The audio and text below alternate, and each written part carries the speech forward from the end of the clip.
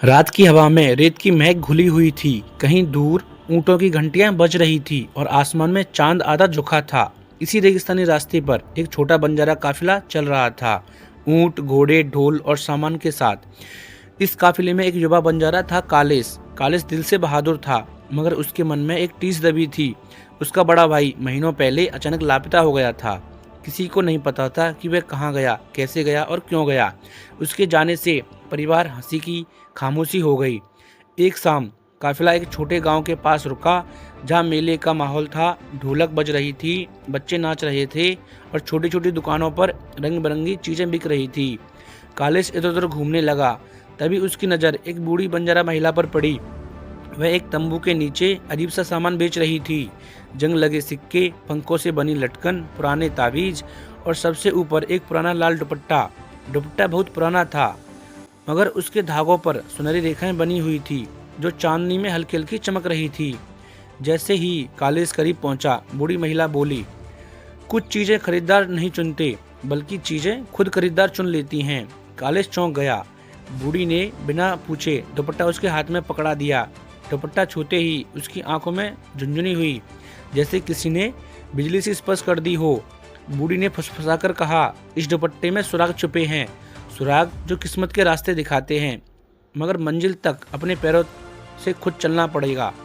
इतना कहकर बूढ़ी धीरे धीरे पीछे हट गई। कालिस ने डर और जिज्ञासा से पूछा, यह क्या किसी को ढूंढने में मदद कर सकता है?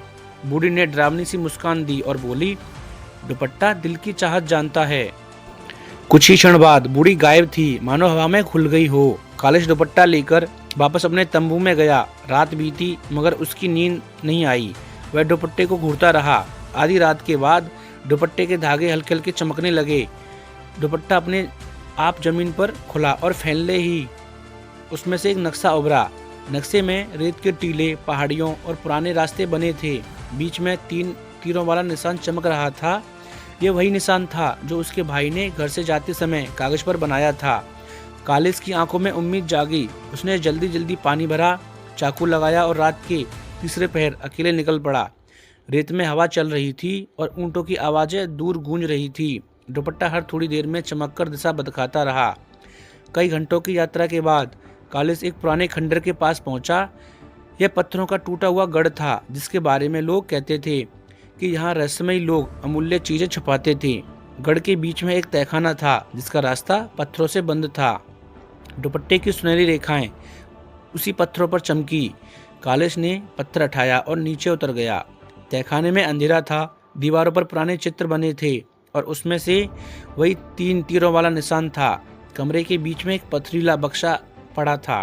कालिस ने कांपते हाथों से उसे खोला। भीतर नक्शे, कागज, सिक्के और कपड़े थे, और सबसे ऊपर एक काला दुपट्टा जो उसके भाई का था।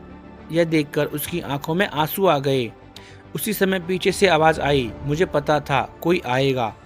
कालिस मुड़ा तो देखा, उसका भाई वही खड़ा था। वह दुबला हो चुका था, मगर जीवित था। दोनों भाई गले मिल गए। भाई ने बताया, कुछ लुटेरे काफिलों से सामान लूटकर इस गढ़ में आए थे।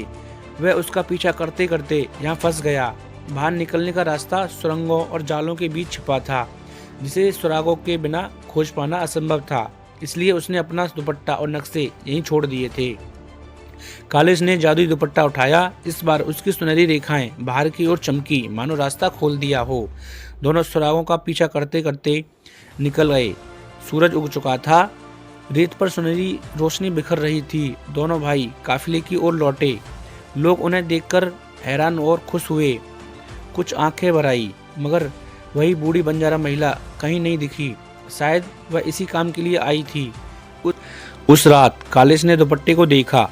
अब उसमें कोई चमक नहीं थी।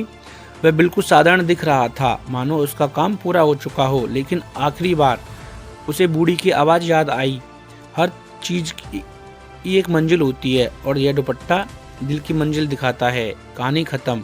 मगर कैसी लगी वीडियो कमेंट करके जरूर बताना। फ्रेंड्स, ऐसी वीडियो देखने के लिए मेरे चैनल को सब्सक्राइब करना और अपने दोस्तों में शेयर करना। तो फ्रेंड्स, मिलते हैं अगली वीडियो में। तब तक के लिए धन्यवाद। जय हिंद, जय भारत, जय बंजारा समाज।